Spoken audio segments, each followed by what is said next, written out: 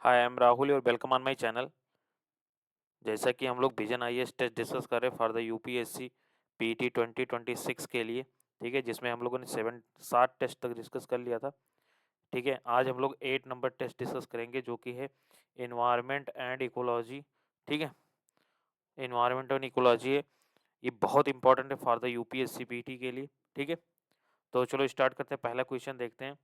दो आसन्न और भिन्न पादप समुदायों के बीच की सीमा पर स्थित विविध प्राकृतिक वनस्पतियों वाला संक्रमण क्षेत्र में इसमें इंपॉर्टेंट है।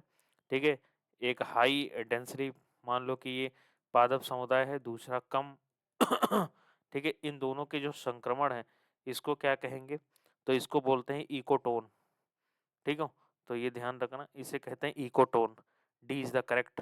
ठीक है, इकोटोन बेसिकली दो जैविक समुदायों या पारिस्थितिकी तंत्रों के बीच स्थित एक संक्रमण क्षेत्र होता है। ठीक है, इन क्षेत्र में दोनों आसन्न समुदायों की प्रजातियां पाई जाती हैं। इस क्षेत्र में प्रायः संक्रमण की परिस्थितियों के प्रति अनुकूलित विशिष्ट प्रजातियां भी पाई जाती हैं। ठीक है, तो D is the correct. Next move करते हैं सेकंड नंबर पे। सेकंड क्या है? नेविगेशन विद इंडियन कॉन्स्टिलेशन नाविक के संदर्भ में है। ठीक है, करंट का क्वेश्चन है। तो पहला स्टेटमेंट है,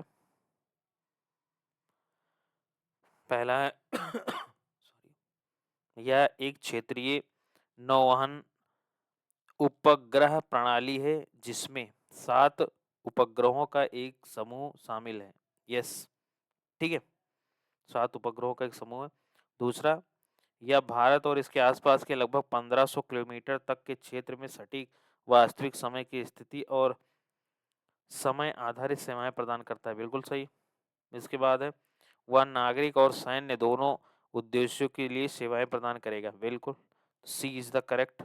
ठीक है, नाभिक की मानक स्थिति सेवा एसपीएस सिंगल, अन्य नौवहन उपग्रह प्रणालियां जैसे कि जीपीएस ग्लोनास है, जीपीएस यूएस का है, ग्लोनास यूएई का है, गैलीलियो ये शायद यूरोपियन यूनियन का है। ठीक है, इसमें देख लेना। एंड बाइडू ये चाइना का है। तो ये सब जो है इसके कुछ अनुप्रयोग हैं। ठीक है, जैसे कि परिवहन, अवस्थिति आधारित सेवाएं, व्यक्तिगत गतिशीलता संसाधन, निगरानी, सर्वेक्षण और भू निर्देशन, वैज्ञानिक अनुसंधान, समय प्रसार और तुल्यांकन में। ठीक है, जीवन संरक्षण से संबंधित चेतावनी जारी करने में। तो नेक्स्ट चलते हैं थर्ड नंबर पे। थर्ड क्या है? कार्बन चक्र के बारे में है। ठीक है, कार्बन चक्र के संदर्भ में बताना है। तो कार्बन भूप्रॉपर्टी यानी कि क्रस्ट में सबसे प्रचुर मात्रा में पाया जाने वाला तत्व है। नहीं, ऑक्सीजन है सबसे ज्यादा क्रस्ट में पाया जाने वाला तत्व। ठीक है, तो पहला गलत। दूसरा, पृथ्वी पर अधिकांश कार्बन सैलों और अवसादों की बजाय महासागर और वायुमंडल में संचित हैं। नहीं, ठीक है, क्यों? क्योंकि पृथ्वी पर अधिकांश कार्बन सैलों और अवसादों में संचित हैं, जबकि शेष कार्बन महासागरों, वायुमंडल और जीवों में पाया जाता है। ये सभी भंडार या कार्बन सिंक कहलाते हैं, जिनके माध्यम से कार्बन चक्र संचालित होता है। ठीक है, तो ये गलत है। तीसरा है, जीवाश्म ईंधन के अत्यधिक उपयोग के कारण पृथ्वी के कार्बन चक्र में कार्बन की मात्रा बढ़ रही है। नहीं, कार्बन जो पृथ्वी और वायुमंडल है, इसके पृथ्वी और उसके, वो एक सेम बना होता है कार्बन। ठीक है, उसमें घटता बढ़ता नहीं है। ठीक है, तो इसका जो है कोई सही नहीं है। D is the correct. पृथ्वी पर कितना कार्बन है? 0.025। ओके, तो यही मेंटेन रहता है, घटता बढ़ता नहीं है। नेक्स्ट चलते हैं, किसके तहत ई अपशिष्ट प्रबंधन नियम 2016 को अधिसूचित किया गया है? ठीक है, तो ये किसके तहत किया गया है? इस पर्यावरण संरक्षण अधिनियम 1986 के तहत। ठीक है, ये बहुत इंपॉर्टेंट है। ठीक है, यह एक्ट बेसिकली भारत में संपूर्ण विधान है। ठीक है, इसे संपूर्ण विधान कहते हैं। इसका उद्देश्य पर्यावरण प्रदूषण का निवारण और नियंत्रण और उपशमन करना है। ठीक है। यह अधिनियम सरकार को पूरे देश में पर्यावरण प्रदूषण व का निवारण, नियंत्रण, उपशमन हेतु कार्यक्रम बनाने और लागू करने की शक्ति देता है, जिसके अंतर्गत विभिन्न स्रोतों से होने वाले प्रदूषकों के उत्सर्जन या निष्कासन के लिए मानक तय किए जाते हैं और पर्यावरण की गुणवत्ता के विभिन्न पहलुओं के लिए मानक निर्धारित किए जाते हैं। ठीक है। तो पर्यावरण संरक्षण अधिनियम जो एक्ट है 1986, इसके अंतर्गत ठोस अपशिष्ट प्रबंधन नियम 2016, ठीक है, इसके तहत ही है परिसंकटमय और अन्य अपशिष्ट नियम 2016, प्लास्टिक अपशिष्ट प्रबंधन नियम 2016, ई अपशिष्ट 2016, जैव चिकित्सा अपशिष्ट प्रबंधन नियम 2018। ठीक है, तो ये सब इसी के अंतर्गत आते हैं। नेक्स्ट हम लोग चलते हैं फिफ्थ नंबर पे। फिफ्थ है राष्ट्रीय वन नीति 2000 सॉरी राष्ट्रीय वन नीति 1988 के तहत क्या पूछ रहा है। तो बेसिकली इसमें अधिदेश किया गया कि देश के कुल भूमि क्षेत्र का आधे से अधिक वन भाग जो है वनाच्छादित क्षेत्र के अंतर्गत होना चाहिए, नहीं 1/3 केवल। ठीक है। यह वृक्षारोपण के लिए बंजर भूमि के उपयोग को प्रोत्साहन देता है। ठीक है, तो ये सही है, प्रोत्साहन देता है कि वो ग्रीनरी बढ़े। ठीक है, तो जो है इसका आंसर हुआ 5 का बी। नेक्स्ट चलते हैं 6 नंबर पे। 6 पे क्या है, जीव जो होते हैं, जीव जो हैं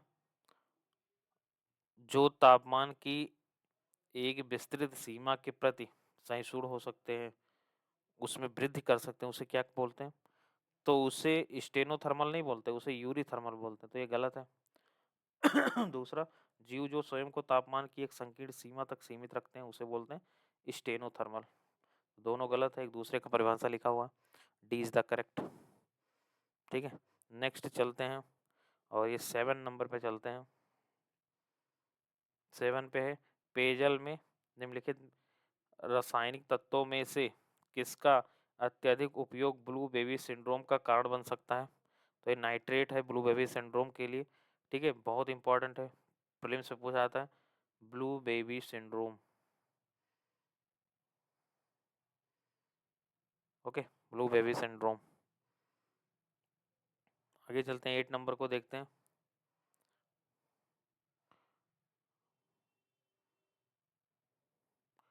8 क्या कहता है, रेडियोधर्मी प्रदूषक के बारे में है। ठीक है, रेडियोधर्मी प्रदूषक के बारे में है। ठीक है, पूछा है कौन, गलत।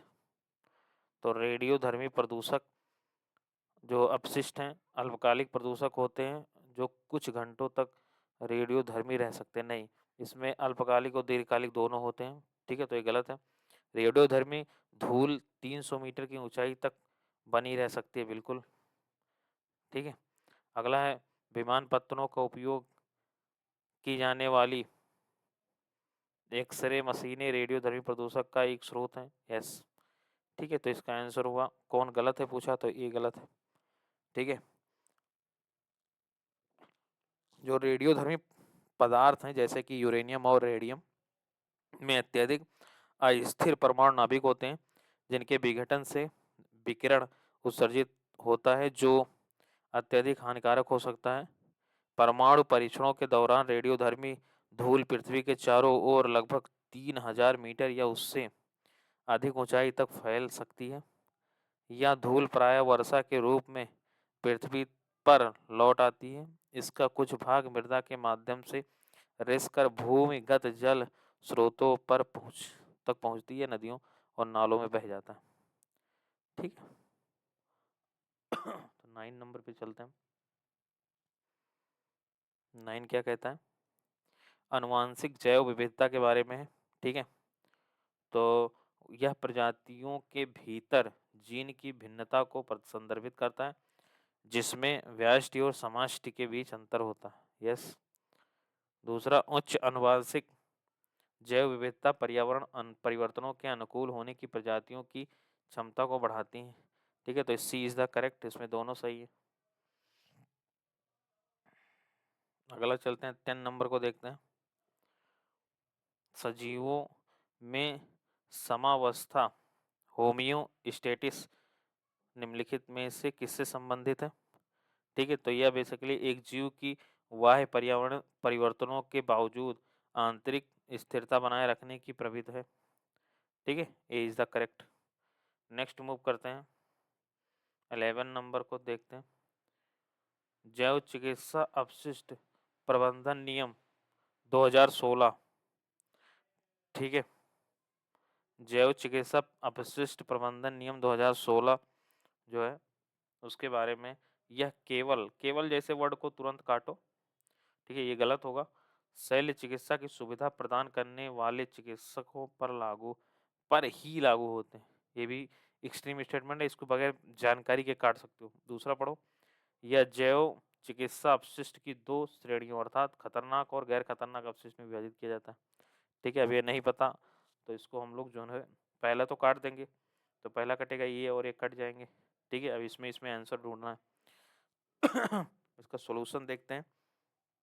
तो सेकंड में बेसिकली इसको 4 श्रेणियों में, 2 श्रेणी, ये भी काफ़ी जो फैक्ट रहते हैं उसको यहाँ से एलिमिनेट करना है, तो ये 4 श्रेणियों में बढ़ता है। ठीक है, तो आंसर डी होगा। ठीक है, बेसिकली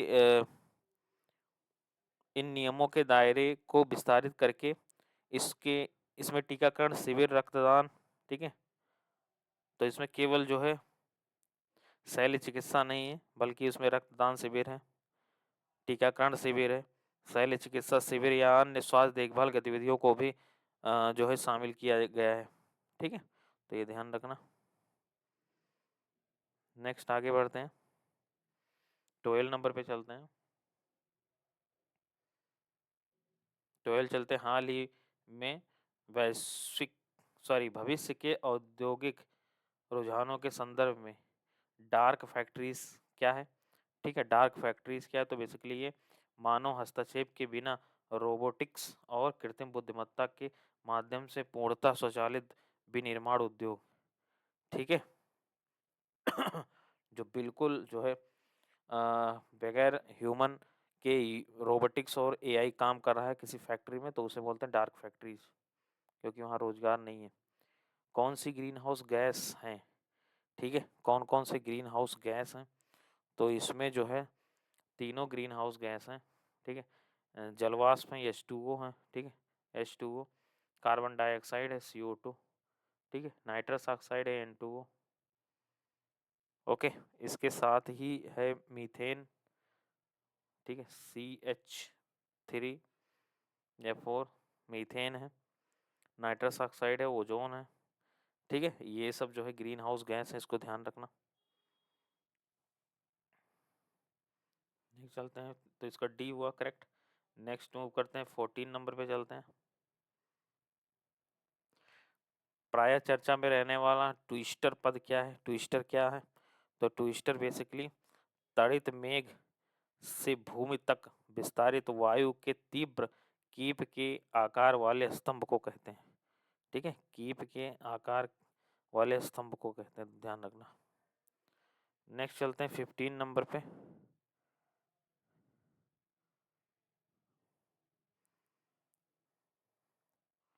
15 क्या कहता है,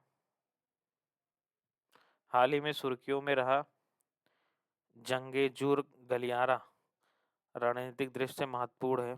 ठीक है, क्यों, क्योंकि ये आर्मेनिया के माध्यम से अजरबैजान की मुख्य भूमि को तुर्की से जोड़ने का उद्देश्य रखता है।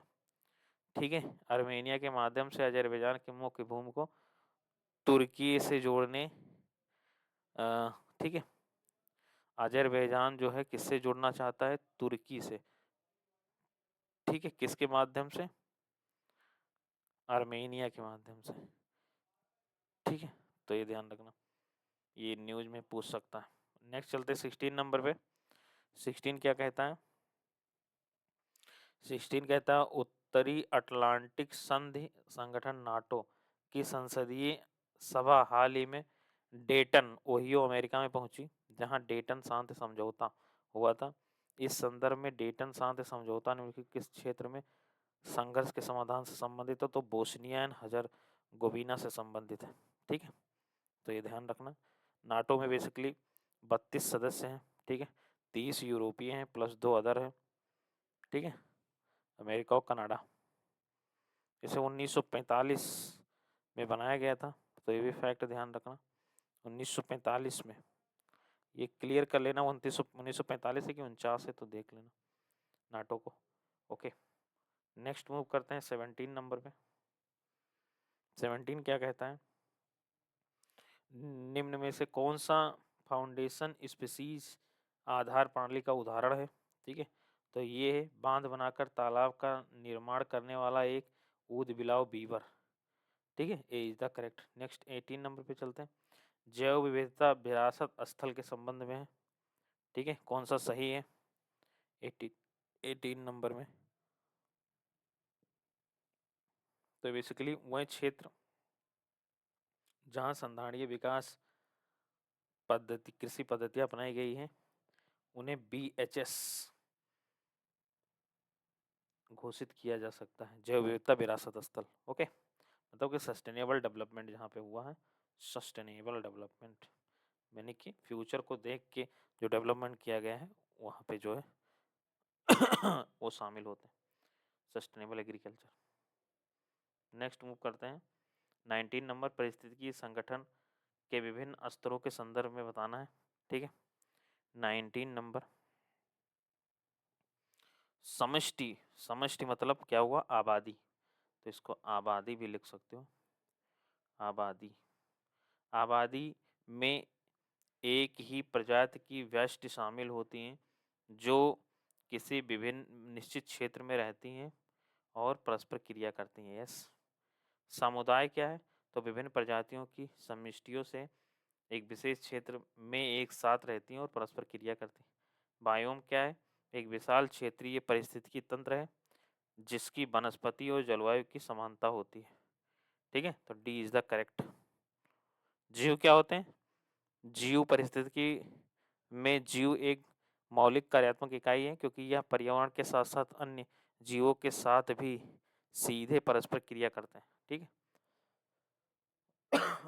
सॉरी, तो D is the correct. Next move करते हैं 20 नंबर पे चलते हैं। 20 क्या है, भारत में गिग श्रमिकों के संदर्भ में। ठीक है, गिग वर्कर के बारे में बताना है। तो गिग श्रमिक बेसिकली वह लोग शामिल होते हैं जो अस्थायी लचीले कार्यों से संलग्न होते हैं जिन्हें अक्सर डिजिटल प्लेटफॉर्म द्वारा सुविधा प्रदान की जाती है। ठीक है, जैसे कि जोमेटो या फ्लिपकार्ट पे जो सब लोग काम करते हैं, अमेजन पे। ठीक है, वो सब लोग। दूसरा, उन्हें मोटे तौर पर प्लेटफॉर्म और गैर प्लेटफॉर्म आधारित श्रमिकों में वर्गीकृत किया जा सकता है। यस। भारत में किसी भी अधिनियम में गिग श्रमिकों को कभी भी परिभाषित नहीं किया गया, नहीं। जो सामाजिक सुरक्षा संहिता 2020 थी, ठीक है, सोशल सिक्योरिटी कोड 2020, ठीक है, कोड 2020 के तहत इसे डिफाइन किया गया है। ठीक है, तो इसका C is the correct. Next move करते हैं, फिर है BHS के बारे में, जैव विविधता विरासत स्थल के बारे में। ठीक है, 21 नंबर, तो बेसिकली पालतू प्रजातियों की प्रचुरता जैव विविधता विरासत स्थल BHS घोषित करने के मानदंडों में से एक है। यस। जिन क्षेत्रों में अत्यधिक पालतू जैव विविधता घटक मौजूद हों उन्हें BHS घोषित किया जा सकता है। ठीक है, तो C is the correct answer. Next move करते हैं 22 पर। 22 पर चलते हैं। अमेरिकी राष्ट्रपति ने फारस की खाड़ी का नाम बदलकर अरब की खाड़ी और अरेबिका की खाड़ी करने के प्रस्ताव को रद्द कर दिया। ठीक है, नाम चेंज करने वाले थे फारस की खाड़ी का नाम। पूछ रहा है कि सीमा फारस की खाड़ी से कौन कौन लगती है, तो UAE लगती है, ओमान नहीं लगता, कुवैत लगता है, यमन नहीं लगता, सीरिया लगता है। यस, सीरिया लगता है। सीरिया कैसे लगेगा भाई फारस की खाड़ी से, इसमें जो है केवल और केवल जो है दो सही होंगे, UAE लगेगा, ओमान नहीं लगेगा, कुवैत लगेगा, यमन लगेगा, सीरिया नहीं लगेगा। ठीक है, सीरिया नहीं लगेगा, तो इसमें केवल दो, केवल दो, यानी कि ये इज द करेक्ट।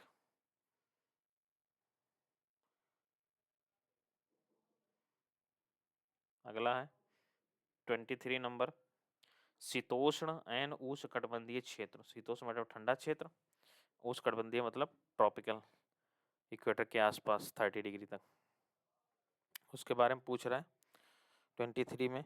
तो जो है पहला देखो, उष्णकटिबंधीय क्षेत्रों में अतीत में बारंबार हिम नदन यानी ग्लेशियल घटित होता रहा है। नहीं भाई, इस क्षेत्र में कहाँ जो है हिमनद हुआ है, ठीक है, ग्लेशिएशन नहीं हुआ, तो यहीं पर गलत हो गया। जबकि समशीतोष्ण अक्षांश क्षेत्रों में अपेक्षाकृत अबाधित रहा है। नहीं भाई, यहीं तो हुआ है समशीतोष्ण क्षेत्रों में, तो पहला स्टेटमेंट गलत। दूसरा, शीतोष्ण पर्यावरण कम मौसमीय परिवर्तन दर्शाते हैं तथा स्थिर होते हैं, इसलिए निकेत विशिष्टीकरण को प्रोत्साहन देता है। नहीं, यहाँ पे बहुत ज़्यादा टेम्परेचर माइनस चला जाता है, ठीक है, माइनस में चला जाता है, तो बहुत ज़्यादा टेम्परेचर डिफरेंस है। मान लो कि -50 चला गया और +20 गया, तो 70 डिग्री सेल्सियस हो गया ना टेम्परेचर डिफरेंस। शीतोष्ण क्षेत्रों में अधिक सौर ऊर्जा प्राप्त उपलब्ध होती है। नहीं यार, उत्पादकता भी कम होता, तो डी इज द करेक्ट, कोई सही नहीं इसमें, ठीक है, वेरी सिंपल, सब काटना, फैक्ट पता हो सब एलिमिनेट करना है। 24 पे चलते हैं, परभक्षण और परजीविता के मध्य अंतरों पर बताना है, ठीक है। एक परभक्षी अपने शिकार को मार देता है, जबकि एक परजीवी आमतौर पर परपोषी को नहीं मारता, ठीक है। परभक्षी, परभक्षी जैसे कि कोई डिपेंड है किसी के ऊपर, ठीक है, जैसे कि भेड़िया या जो मतलब मान लो बकरी के ऊपर जो है डिपेंड है, कौन डिपेंड है, लायन, ठीक है, किसके ऊपर, गोट के ऊपर, तो उसको वो मार देगा परभक्षी, ठीक है। जबकि परजीविता जो होती है, जैसे कि कोई ट्री है, मान लो कि ये नीम का पेड़ है, इस पे जो है कोई दूसरा प्लांट ऊपर से ही इस पे चलने लगेगा, ठीक है, इसको जो है, इसको इससे क्या फ़ायदा होगा, इससे न्यूट्रिशंस लेता रहेगा पेड़ से, ठीक है, और जो है सनलाइट यहीं से प्राप्त करता रहेगा, ओके। तो जो है ये परजीवी के तौर पर दोनों चलते रहेंगे, ठीक है, परभक्षी में केवल एक चलेगा, तो ये सही है। दूसरा, परभक्षण में शक्तिशाली जीव कमजोर जीव को खाते हैं, जैसा कि मैंने बताया लायन जो बकरी को खाती है, जबकि परजीविता में कमजोर जीव शक्तिशाली जीव पर निर्भर होते हैं, ठीक है।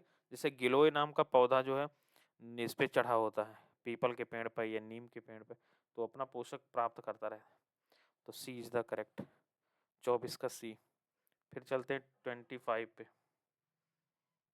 25 कहता है कौन सा गामा विविधता का सर्वोत्तम वर्णन है, ठीक है, तो ये बेसिकली किसी संपूर्ण क्षेत्र में कुल जैव विविधता का, ठीक है, ये सही है इसका। प्रजातियों की समृद्ध जैव विविधता को मापने का एक सामान्य तरीका है, जिसमें किसी दिए गए एक क्षेत्र में व्यष्टियों यहाँ तक कि परिवारों की संख्या की गणना शामिल होती है, ठीक है। नेक्स्ट 26 में चलते हैं। 26 क्या है, किसी नेशनल पार्क के बारे में जो है हमें भारत की, इसके बारे में सर्वोत्तम वर्णन पहचानना है। उड़ीसा में है, तो काजीरंगा उड़ीसा में है नहीं, ऐसे एलिमिनेट करो, काजीरंगा जो है उड़ीसा में है नहीं, रणथंभौर उड़ीसा में, कान्हा एमपी में, सिमलीपाल एक स्टेटमेंट पढ़ने से आ गए उत्तर। मयूरभंज राष्ट्रीय उद्यान सघन साल के वन है, जिसके कारण इस उद्यान को प्रोजेक्ट टाइगर के लिए चयनित किया गया। राष्ट्रीय उद्यानों में बाघ, हिरण, मोर, बातुनी मैना, चीतल, सांभर, तेंदुआ, गौर, लकड़बग्गा और स्लॉथ बियर शामिल है, ठीक है, तो B is the correct. Next देखते हैं, निम्नलिखित में से कौन सा अस्पष्ट, करंट के लिए एक बता दूं कि जो कोल्ड डिजर्ट था हिमाचल प्रदेश का, ठीक है, उसको जो है कोल्ड डिजर्ट था उस माव में इंक्लूड किया गया है, ठीक है। पहले 12 था यूनेस्को के माव में, मैन एंड बायोस्फीयर, ठीक है, बायोस्फीयर रीजन में, अब 13 हो गए, ये 13th नंबर है, तो भी ध्यान रखना। नेक्स्ट 27 है, कौन सा यह स्पष्ट करता है कि यदि दो प्रजातियों की निकेत मतलब आवास होता है लगभग पूर्णतः एक दूसरे से अतिव्यापी होते वह अस्तित्व से नहीं रह सकते। तो कौन सा नियम ये बताता है? तो जो है गॉस का नियम ये बताता है, ठीक है, कि कोई भी समुदाय एक साथ नहीं रह सकता, दो प्रजाति। नेक्स्ट चलते हैं। सीबीआई न्यायालय द्वारा दोषी ठहराए जाने के बाद विधायक को निरहित घोषित किया गया है। एक सांसद या विधायक के लिए संविधान की बात कर रहा है, संविधान में निम्नलिखित निहिताओं में से कौन सा उल्लेखित है? तो लाभ का पद धारण करना है, ठीक है, विकृत का व्यक्ति होना, ठीक है, मतलब वो सही होना चाहिए, और उन्मोचित दिवालिया न हो, दिवालिया होना, ठीक है। तो इसमें जो है C is the correct. Next move करते हैं, 29 को देखते हैं। प्रायः सुर्खियों में देखे जाने वाला स्वार्थ चलित कीमत प्रीडेटरी प्राइसिंग पद संदर्भित करता है। तो बेसिकली ये प्रतिस्पर्धियों को समाप्त करने और बाजार में प्रभुत्व स्थापित करने के लिए कीमतों को कृत्रिम रूप से कम रखने को, ठीक है, तो इसे कहते हैं स्वार्थ चलित कीमत। क्या है? प्रतिस्पर्धियों को समाप्त करने और बाजार में प्रभुत्व स्थापित करने के लिए कीमतों को कृत्रिम रूप से कम रखने को, ठीक है। नेक्स्ट 30 पे चलते हैं। भारत पूर्वानुमान प्रणाली के संदर्भ में बताना है, ठीक है, 30 नंबर। तो ये बेसिकली भारतीय पूर्वानुमान प्रणाली भारतीय उष्ण देशीय मौसम विज्ञान संस्थान IITM पुणे द्वारा स्वदेशी रूप से विकसित अगली पीढ़ी का मौसम पूर्वानुमान मॉडल है। ये दूसरा, भारत एकमात्र ऐसा देश है जो वास्तविक समय में उच्च रिवॉल्यूशन पर वैश्विक पूर्वानुमान प्रणाली संचालित कर रहा है, ठीक है, तो C is the correct. Next देखते हैं, 31 को देखते हैं। कुंभकोणम बेत्रिलाई पान का पत्ता जो है ये कर्नाटक क्षेत्र में उगाई जाने वाली पान का पत्ता है, नहीं, ये तमिलनाडु में उगाई जाने वाली पान का पत्ता है। जीआई टैग स्वाद के लिए इसे जीआई टैग दिया गया, yes, B is the correct.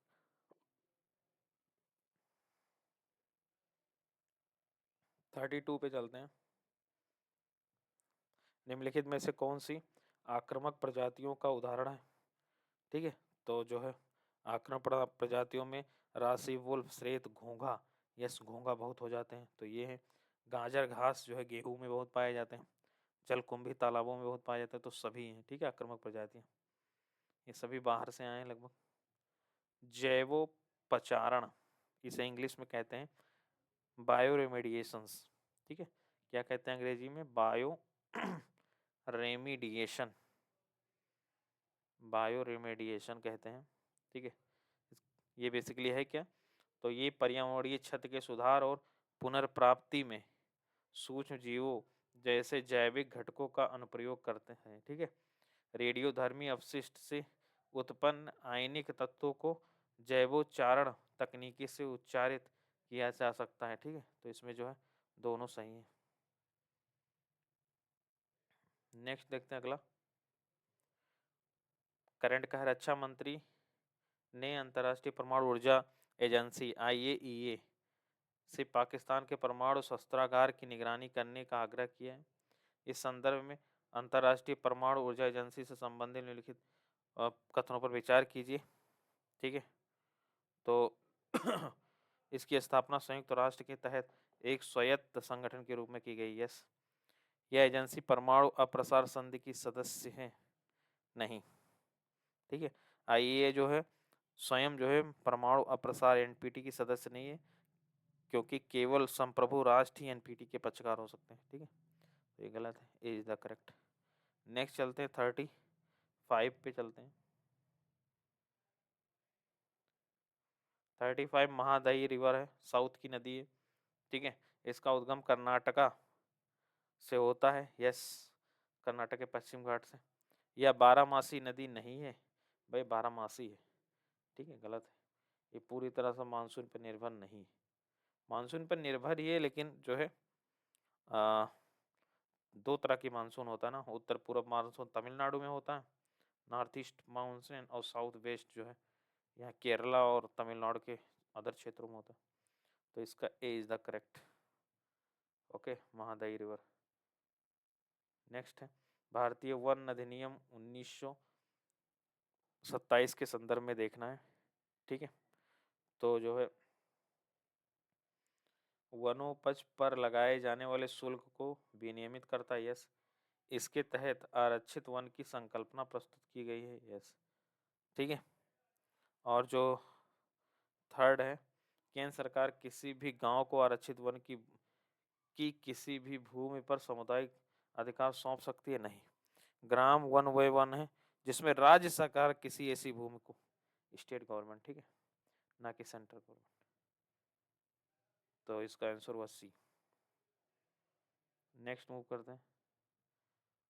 वाणिज्य में वनस्पति जाति और प्राणी जाति के व्यापार संबंधी विश्लेषण, trade record analysis of the flora and fauna commerce, traffic के संदर्भ में है। ठीक है, तो इसमें बेसिकली ट्रैफिक जो होता है वो उसकी स्थापना IUCN और WWF यानी कि world wide fund for nature, ये दोनों मिलके जो है इसको इस्टेब्लिश किए थे। कब किए थे? 1976। तो इसे ध्यान रखना। ठीक है, ये बेसिकली जो है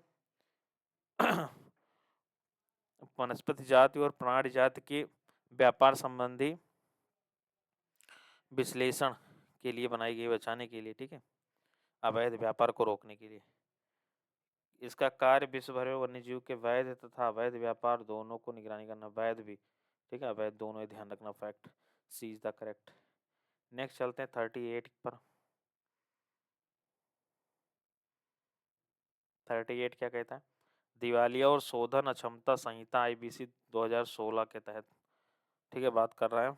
तो इसमें बेसिकली क्या कह रहा है कि यह भारत में सभी संस्थानों, चाहे वह कारपोरेट हों या व्यक्तिगत, के दिवालियापन समाधान के लिए एक व्यापक कानून है। यस। ठीक है, दूसरा दूसरा जो है, दूसरा गलत है क्योंकि राष्ट्रीय कंपनी विधि अपील प्राधिकरण कंपनियों और सीमित देयता भागीदारी के दिवालियापन हेतु सर्वोच्च अपीलीय है। नहीं, क्यों? क्योंकि NCLAT के निर्णयों के विरुद्ध केवल उच्चतम न्यायालय, सुप्रीम कोर्ट में जाया जा सकता है। ठीक है, तो NCLT के बाद सीधे आप कहाँ जाओगे? NCLAT के बाद कहाँ जाओगे? Supreme court. तीसरा है, इसमें दिवाला समाधान प्रक्रिया को पूरा करने के लिए कोई अधिकतम समय सीमा निर्धारित नहीं किया गया है। ठीक है, 90 दिन। इसके बाद 180 दिन निर्धारित की गई थी, जिसे 90 दिनों तक बढ़ाया जा सकता है 2000 संशोधन करके। 2019 में संशोधन करके 2019 में कितना कर दिया? 330 दिन कर दिया गया डेज। ओके, तो ये इज द करेक्ट, एक ऑप्शन केवल इसमें सही है। नेक्स्ट मूव करते हैं 39। निम्नलिखित में से कौन सी जैव विविधता संरक्षण की वाह्य संस्थान की पद्धति नहीं है? एक सीटू कौन नहीं है, ठीक है, यानी कि इन सीटू कौन है? तो बायोस्फीयर रिजर्व है। एक होते हैं इन सीटू, ठीक है, और एक होते हैं एक्स सीटू। एक्स सीटू मतलब एक नया स्थान, वहाँ पे ला के सब प्रजातियों को इस्टेब्लिश किया गया हो, जैसे कि बोटानिकल गार्डन, ठीक है, बोटानिकल गार्डन, जू, चिड़ियाघर, ठीक है, ऐसे क्षेत्र।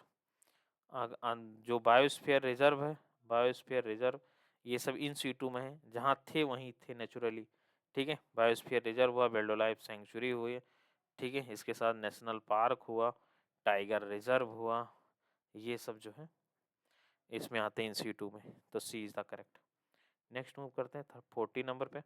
निम्नलिखित में से कौन सा प्रोटोकॉल कन्वेंशन जो है सीमाओं के पार वायु की गुणवत्ता में सुधार लाने का लक्ष्य रखता है और विशेष रूप से अम्लीयकरण, सुपोषण और भूस्तरीय ओजोन के उन्मूलन पर ध्यान केंद्रित करता है? ठीक है, तो कौन करता है? तो ये गोथेनबर्ग प्रोटोकॉल जो है 1999 में आया था, ये करता है। ठीक है, नेक्स्ट मूव करते हैं 41 पे चलते हैं। जलवायु परिवर्तन के लिए राष्ट्रीय अनुकूल कोष NAFCC के बारे में, ठीक है, तो क्या कहता है? ये पर्यावरण एवं इसे पर्यावरण विकास पर रियो घोषणा परिणाम स्वरूप, के परिणाम स्वरूप लॉन्च किया गया था? नहीं, 1992 में पृथ्वी सम्मेलन के उस पे जो है रियो डी जनेरियो में आयोजित किया गया था। इस सम्मेलन में अपनाई गई पर्यावरण विकास पर रियो घोषणा। ठीक है, तो पहला गलत।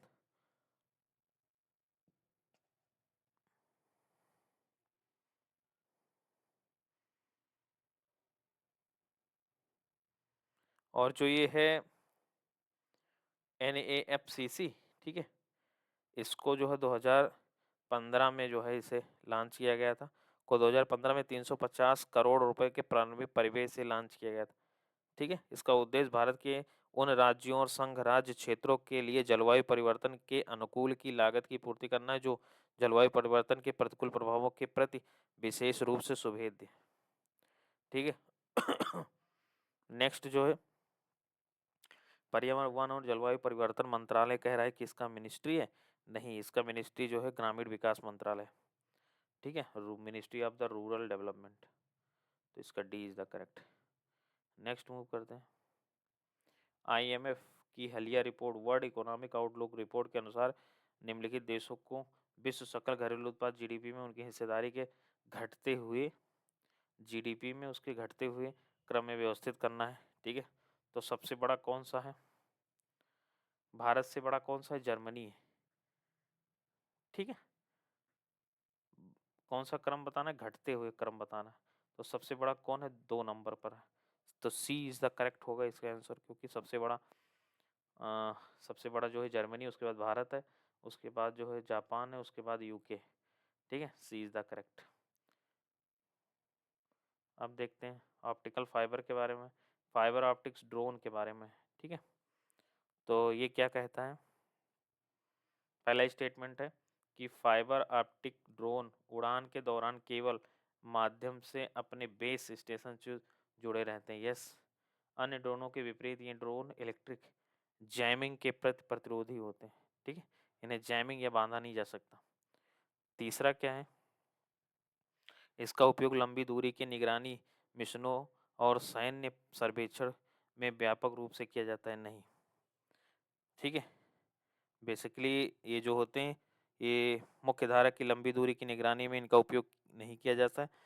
उनकी परिचालन सीमा केवल केबल की लंबाई तक सीमित होती है तथा तैनाती नियमित के बजाय विशिष्ट और मिशन विशिष्ट होते हैं। ठीक है, हमेशा यूज नहीं किया जाता। तो इसका A is the correct answer, 1 और 2 दोनों से। नेक्स्ट मूव करते हैं और जो है 44 देखते हैं। निम्नलिखित में से कौन सा राष्ट्रीय उद्यान यूनेस्को की विश्व धरोहर प्राकृतिक स्थल में नहीं शामिल है? ठीक है, तो कौन नहीं है? पेंच नहीं है। ठीक है, पेंच कहाँ है? पेंच कहाँ पे है?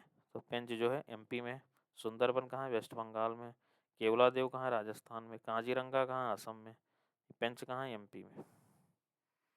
ओके, नेक्स्ट 45 पे चलते हैं। निम्नलिखित परिस्थिति की पिरामिडों पर विचार करना है। ठीक है, तो पहला है परजीवी खाद्य श्रृंखला में संख्या का पिरामिड। ठीक है, संख्या का पिरामिड। यस, उल्टे, सामान्यतः उल्टे कौन कौन होते हैं पूछ रहा है। पिरामिडों में सामान्यतः उल्टे कौन होते हैं? यानी कि इस तरह देखो, ये इस तरह का कौन होते हैं? तो परजीवी खाद्य श्रृंखला में संख्या का पिरामिड उल्टा होता है। संख्या का किसमें? परजीवी खाद्य श्रृंखला में, तो ध्यान रखना। ठीक है, दूसरा क्या है?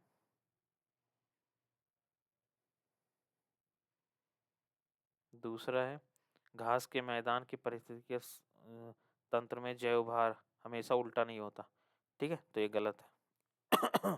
तालाब जो है वो क्या है? तालाब तालाब जो है हमेशा उल्टा होता है, तो ये ध्यान रखना। तो दो सही है इसमें। नेक्स्ट मूव करते हैं 46 नंबर पे। पूछ रहा है हुदैदा इजराइल ने हुदैदा और अल सलीफ बंदरगाहों पर हमला किया। ये बंदरगाह कहाँ पे हैं? ठीक है, तो ये कहाँ पे हो सकते हैं? ये बेसिकली ये लाल सागर पे है। ठीक है, ये लाल सागर पे है, तो ध्यान रखना। ये यमन में है। ठीक है, हौती नियंत्रण में था। हौती जो वहाँ के रेबल ग्रुप है यमन में, ठीक है, हौती यमन, ये सब यमन के प्लेस हैं। हुदैदा, ध्यान में रखना भैया पूछ लेगा, हुदैदा और अल सलीफ, रेड सी यानी कि यमन पे है, यमन देश में। 47 देखते हैं, गिद्धों की कौन सी प्रजातियां गंभीर रूप से संकटाग्रस्त यानी कि क्रिटिकल इंडेंजर्ड नहीं है। तो कौन सी प्रजाति नहीं है क्रिटिकली इंडेंजर्ड, तो हिमालय गिद्ध क्रिटिकली इंडेंजर्ड नहीं है, ठीक है। ये संख्याएं काफ़ी। नेक्स्ट चलते हैं 48 की तरफ। जलीय पारिस्थितिकी तंत्र के संदर्भ में बताना है, ठीक है। तो जलीय पारिस्थितिकी तंत्रों में चारण खाद्य श्रृंखला सामान्य तौर पर पादप प्लावक फाइटोप्लैंक्टन से शुरू होती है। यस। दूसरा, खुले महासागरीय पारिस्थितिकी तंत्र में अपरद खाद्य श्रृंखला पूरी तरह से अनुपस्थित होती है, नहीं, उपस्थित भी होती है, ठीक है।